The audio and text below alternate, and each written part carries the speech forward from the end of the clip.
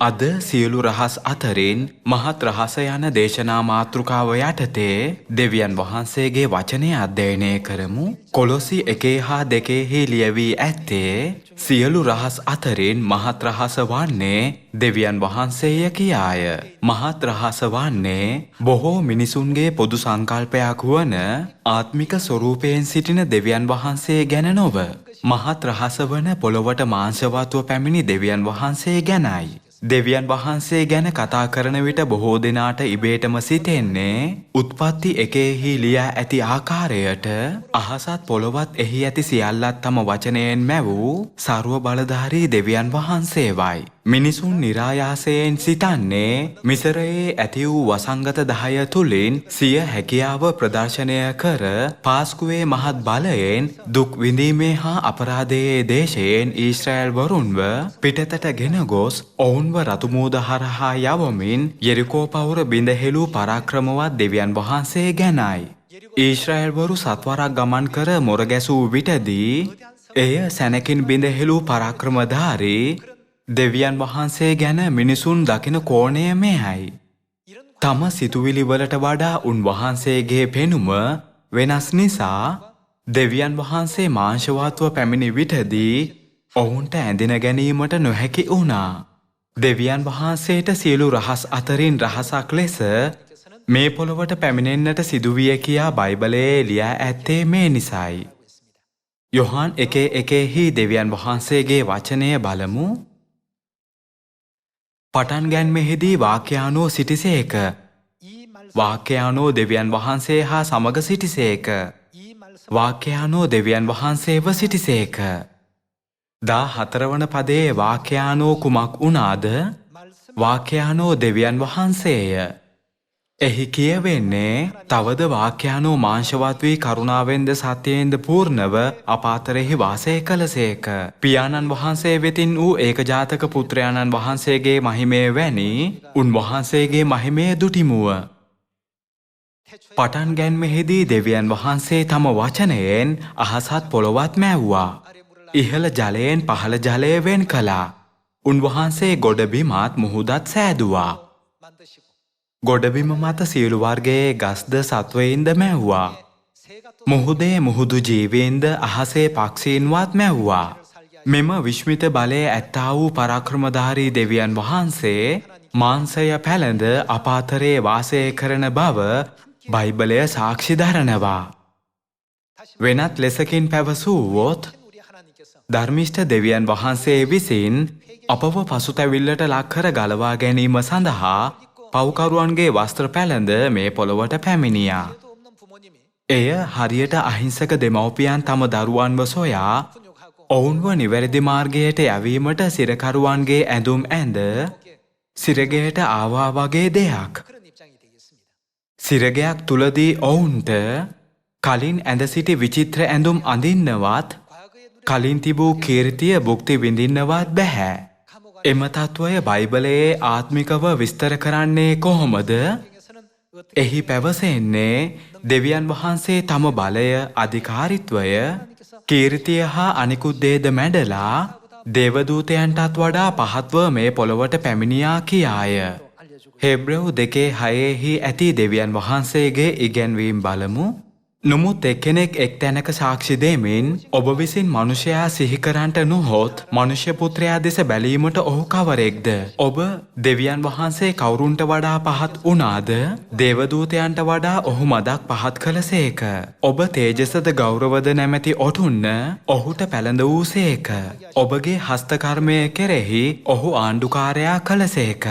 ඔබ සියල්ලම ඔහුගේ පාදවලට යටත් කළසේකයි කීය. එසේය උන්වහන්සේ සියල්ල ඔහුට යටත් කළ බැවින් කිසිවක් යටත් නොකොට හැරියේ නැත. එහෙත් දැන් සියල්ල ඔහුට යටත් කර තිබෙන බව තවම අපට නොපෙනේ. 9 වන පදය. නමුත් දෙවියන් වහන්සේගේ කරුණාවෙන් සියල්ලන් උදෙසා මරණය විඳින පිණිස දේවදූතයන්ට වඩා මදක් පහත් කරනු ලැබුවා වූ උන්වහන්සේ එනම් යේසුස් වහන්සේ මරණය වින්ද නිසා තේජස හා ගෞරවය නැමැති ඔටුන්න පැනඳගෙන සිටින බව අපට පෙනේ. දැන් අප අත්දකින දුක් විඳීමේ ජීවිතය දෙවියන් වහන්සේ විසින්ම අත්විඳි නිසාත් මරණය කෙතරම් වේදනාකාරී හා දුක්ඛිතදැයි මරණය නොමැති අමරණීය ලෝකයට අපව පමුණුවන පිණිස උන්වහන්සේ මාංශවත්ව මේ පොළොවට පැමිණියා. කෙසේ වෙතත් පොළොවේ සිටිද්දී උන්වහන්සේ දේවදූතයන්ටත් වඩා පහත්ව සිටින බවට බයිබලය පවසනවා.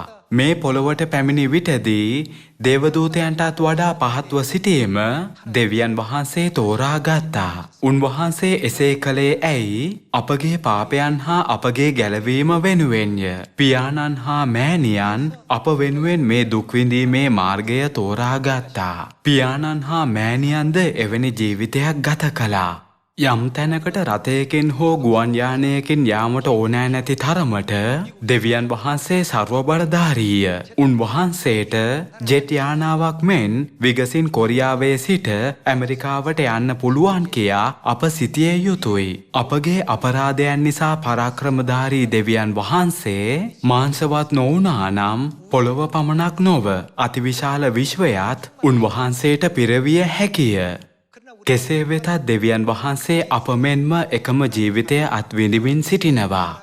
පිපාස වූ විට උන්වහන්සේ වතුර සොයනවා. කුසගිනි වූ විට කෑමට යමක් සොයනවා. උණුසුම් වූ විට ශීත ස්ථානයක් සොයනවා. මනුෂ්‍ය වර්ගයා වන අප මාංශවත්ව අත්විඳින සියල්ල දෙවියන් වහන්සේත් අත්වින්දා. තවද අප අත්විඳිය යුතු මරණයත් උන්වහන්සේ අත්වින්දා.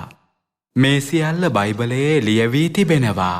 දේවදූතයන්ටත් වඩා මදක් පහත්ව මාංශවත්ව මේ පොළොවට පැමිණෙන විටදී අප දෙවියන් වහන්සේව ඇඳිනගෙන පිළිගන්නේ කොහොමද? සියල්ලෙනි දැකීම යනු විශ්වාස කිරීමයි කියා කියමනක් බටහිර ලෝකයේ තිබෙනවා. කෙසේ වෙතත් දකින සියල්ලම පමණක් පවතිනවා කියා අප නොසිතිය යුතුයි. විද්‍යාඥයන්ට අනුව අපගේ ඇසට නොපෙනෙන බොහෝ ජීවීන් සිටිනවා. ප්‍රාථමික අංශු හා ප්‍රාථමික අංශු ලෝක තිබෙනවා. පියවි දෑසින් මේ දේවල් දැකීම අපහසුයි කියා ඔවුන් පවසනවා. එහෙමනම් අප ඒවා බැලීමට යොදාගන්න උපකරණය කුමක්ද? අප අන්වීක්ෂය භාවිතා කරනවා. එලෙස දුරදක්නයක් නැතිව ඉතා දුරින් පිහිටි තාරකා ලෝකයවත් සිකුරු හෝ අඟහරු ග්‍රහයන් මොන වගේද කියාවත් අපට දකින්න බැහැ. ඊට අමතරව හබල් අභ්‍යවකාශ දුරේක්ෂය හරහා ආලෝක වර්ෂ බිලියන දසදහස් ගණනක් ඈතින් ඇති තාරකා මණ්ඩලය අපට අතීතයට වඩා ඉතා සියුම් ලෙස දැන් දැකගන්න පුළුවන්. කෙසේ වෙතත් දෙවියන් වහන්සේගේ දැසට එයත් කුඩා තිතක් වගේයි.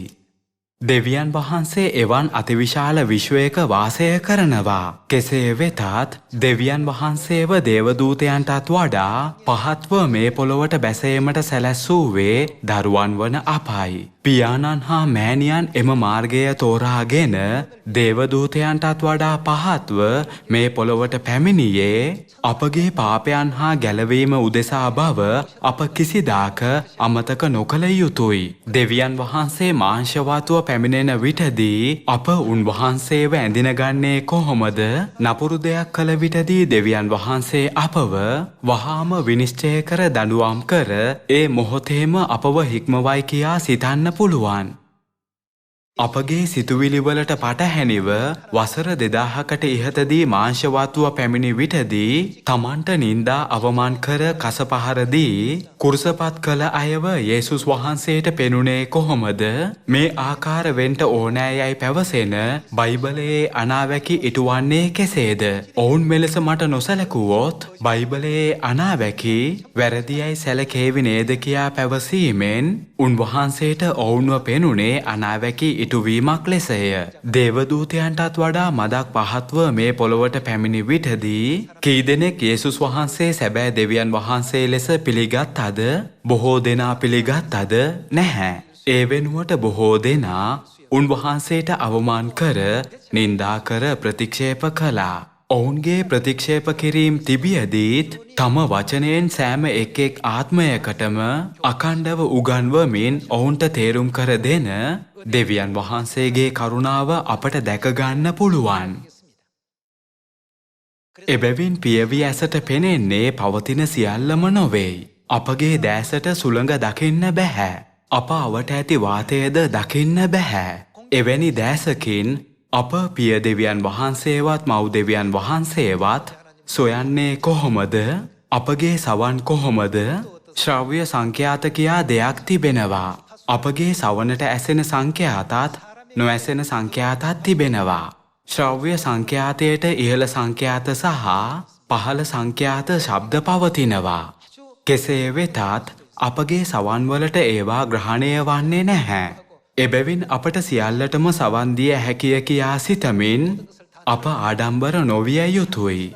හැමදේම අපගේ ඇසට පෙනෙන්නේවත් අපගේ සවනට ඇසෙන්නේවත් නැහැ. මම කලින් වතාවක් ඔබට මේ කතාව කියා තිබෙනවා. ප්‍රථම වතාවට ශ්‍රී ලංකාවට ගිය විටදී කුඹුරුවල විශාල වශයෙන් සිදුවන ගොවිතැන් නිසා බොහෝ මැඩියන් සිටින බව මම දුටුවා. එකපාරටම මහවැස්සක් වැටි ආයෙත් අව්ව වැටුණා. කාලගුණය බොහෝ විට වෙනස් වෙනවා. එහි සිටි මැඩියන් බොහෝ කොට කෑගසන්න ගත්තා. එම නිසා මට මඟ පෙන්වූ එම රටේ සමාජිකයාගෙන් ඔබට ඇසෙන්නේ ඔවුන් කෙසේ කෑගසනවාද කියා මා ඇසුවා. කොරියාවේ අපට ඇසෙන්නේ මැඩියන් ගෙයිගුල් කියා කෑගසනවා වගේ පැවසුවා. ඉන්පසු ගෙයිගුල් වගේ ඇහෙන්නේ කොහොමද? උන් කෑගසන්නේ බක කියා පවසමින් ඔහු සිනාසුනා. මගේ කනට එය නිසකයෙන්ම ඇසුනේ ගෙයිගුල් වගේයි. ශ්‍රී ලංකාවේ මැඩියන්ට තමන්ටම ආවේනික භාෂාවක් තිබෙනවා කියා මම සිතන්නේ නැහැ. මට එය වැරදියට ඇසෙන්න ඇති. එහෙත් මැඩියන් කතා කළේ නිසකයෙන්ම ශ්‍රී ලංකාවේ භාෂාවෙන් නොවේ. ඒ නිසා මම හිතන ආකාරය වෙනස් කළා. උන් කෑගසන්නේ බක කියා යයි විශ්වාස කරමින් ඇසීමට උත්සාහ කළා. නමුත් මට එලෙස ඇසුනේ නැහැ. හිටි හැටියේ මාව අමුතු අයෙකු ලෙස සැලකුණේ මැඩියන්ගේ හඬ අමුතු ලෙස විස්තර කළ අයෙකු ලෙසයි. අපගේ සවන් ඒ වගේ.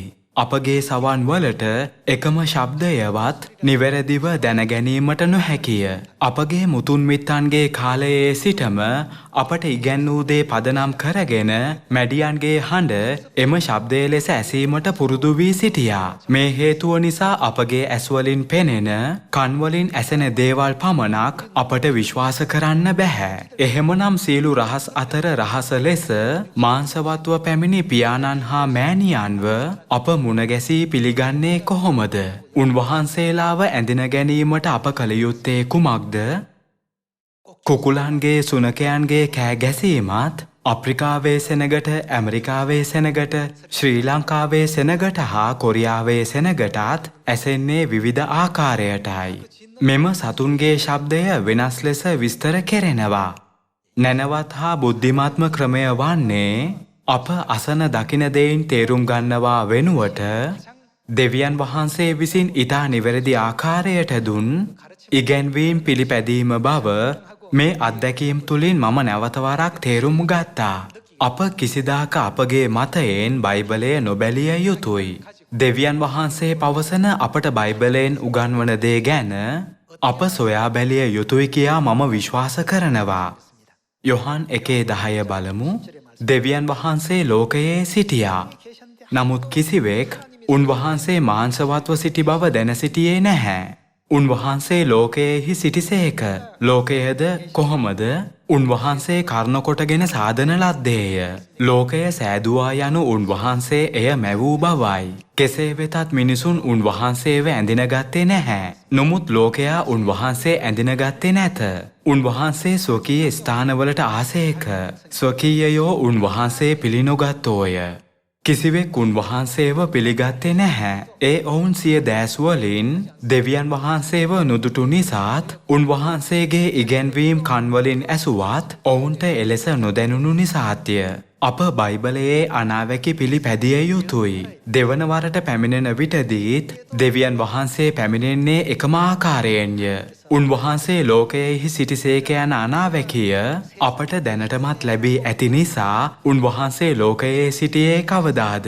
මම කිසිදාක දුටුවේ නැහැ කියා අප නොපැවසිය යුතුයි.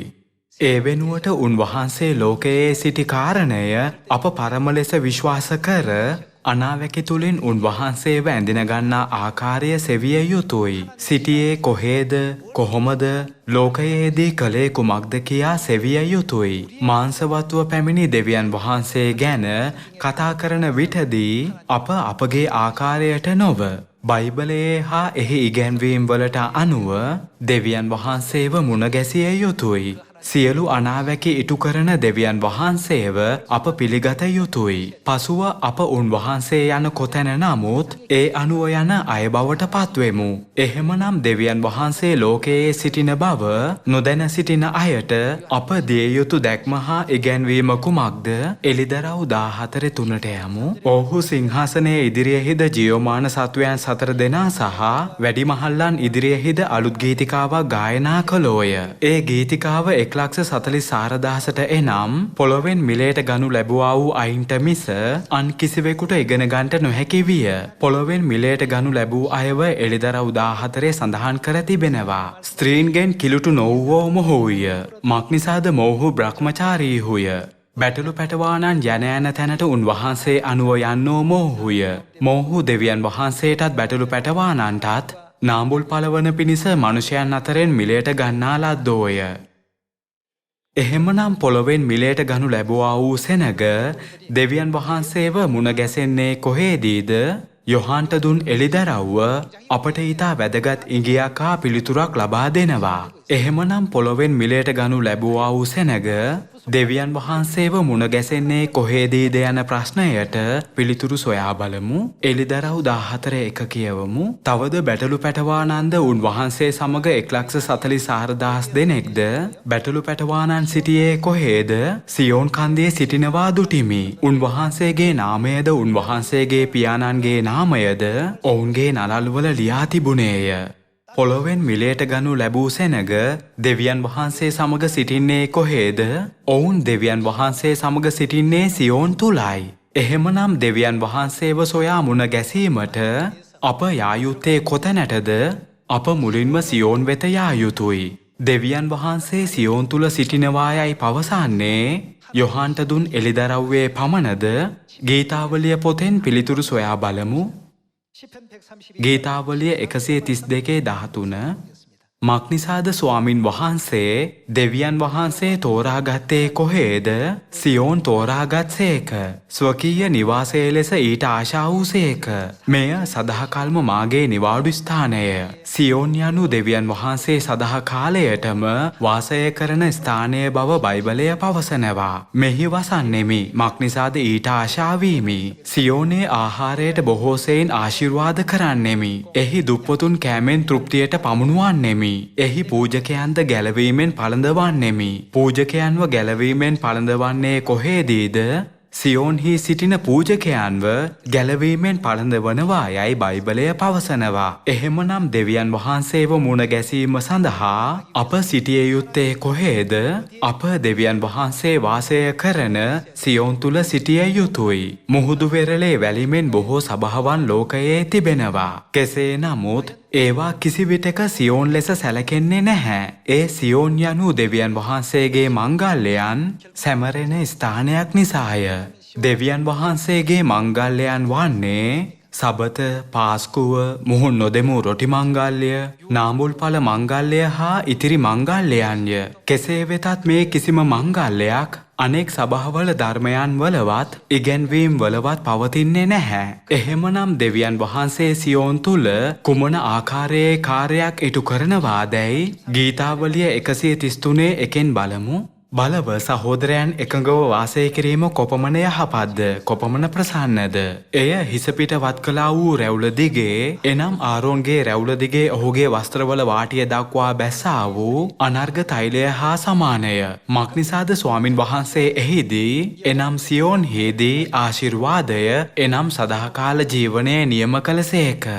දෙවියන් වහන්සේ සදාකාල ජීවනයේ ආශිර්වාද නියම කරන්නේ කොහේදීද? සියෝන්හිදීය. එහෙමනම් සියෝන් තුල නැති අයට සදාකාල ජීවනයේ කරුණාවත් ආශිර්වාදත් ලබන්න පුළුවන්ද? බැහැ. පොළොවෙන් මිලයට ගනු ලැබූ සියලු දෙනාම බැටළු පැටවානන් එනම් දෙවනවර පැමිණෙන ක්‍රිස්තුස් වහන්සේ සමග සියෝන්හි සිටින බව බයිබලය අපට සාක්ෂි දරන්නේ මේ නිසයි. අප අපගේ ඇස් හා කන් ඇතුළුව පංච ඉන්ද්‍රියයන් මත නොව බයිබලයේ ඉගැන්වීම් හරහා ලැබෙන දෙවියන් වහන්සේගේ මඟ පෙන්වීම මත පමණක් විශ්වාසය තැබිය යුතුය. එහෙමනම් දෙවියන් වහන්සේව පිළිගත් ගැලවුණා වූ සෙනග සිටින්නේ කොහේද? ඔවුන් සියලු දෙනා සිටින්නේ සියෝන් තුලයි. ගීතාවලිය 133 දී සදාකාල ජීවනයේ ආශිර්වාද නියම කරන බවට දෙවියන් වහන්සේ පොරොන්දු වුණා. යොහාන් 6:53ට පෙරළමින් දෙවියන් වහන්සේ සදාකාල ජීවනය දෙන ආකාරයත් කුමන ගිවිසුමෙන් එය ලබා දෙනවාද කියාත් සොයා බලමු. ඒ නිසා යේසුස් වහන්සේ ඔවුන්ට කියනසේක් සැබවක් සැබවක් නුඹලාට කියමි.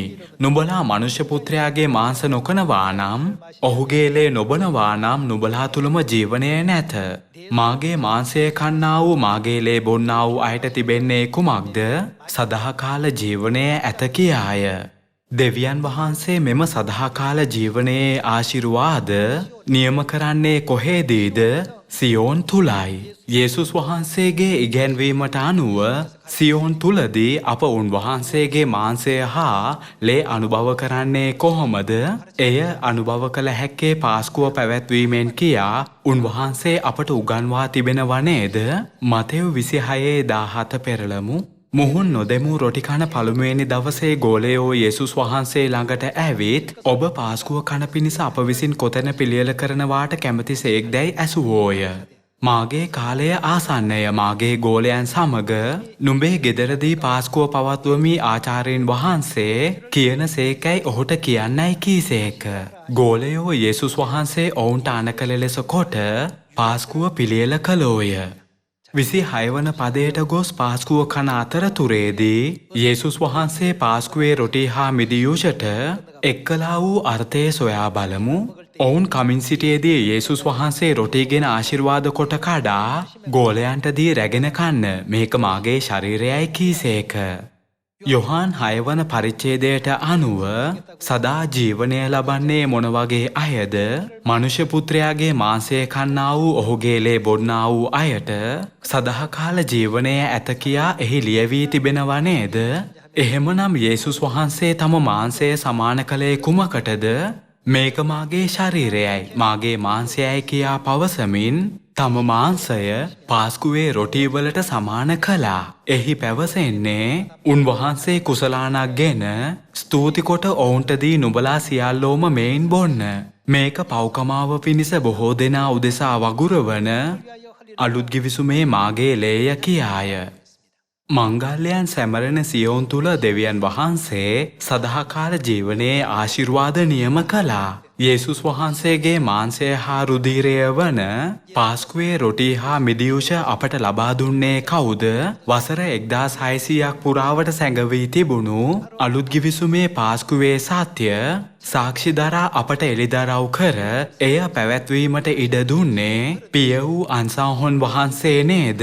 එබැවින් උන්වහන්සේ දෙවියන් වහන්සේය. උන්වහන්සේ සියෝන් තුල සදාකාල ජීවනයේ ආශිර්වාද නියම කළා. මෙය සැබෑවක් නේද?